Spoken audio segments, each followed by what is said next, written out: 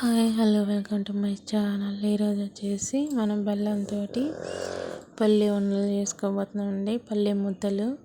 దానికోసం ఒక కడాయి తీసుకొని అందులో బెల్లం వేసి కొంచెం కరిగించుకోవాలండి.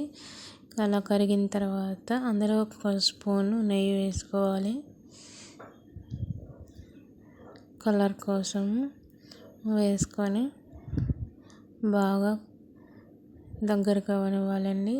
అందులో కొంచెం బేకింగ్ సోడా వేయాలి. కొంచెం క్రిస్పీనెస్ కోసం గట్టిగా ఉండడం కోసం వేస్తున్నానండి. ఇది మంచిగా ఫామ్ అయ్యాక దగ్గరికి అయిన తర్వాత ఇలా బుడగలు వస్తూ ఉంటాయి. ఇంకా కొంచెం చిక్కగా అవ్వాలండి. చూసారు కదా, ఈ టైంలో కొంచెం వాటర్ తీసుకొని అందులో వేసి చూస్తే మనకి కొంచెం గట్టిపడి విరిగేటట్లుగా ఉండాలి. అట్లయితే పాకం రెడీ అయినట్లయితే ఆ క్లిప్ మిస్ అయిందండి.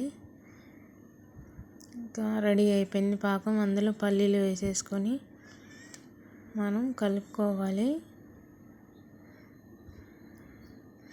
పల్లీలు వేసుకొని కలుపుకున్న తర్వాత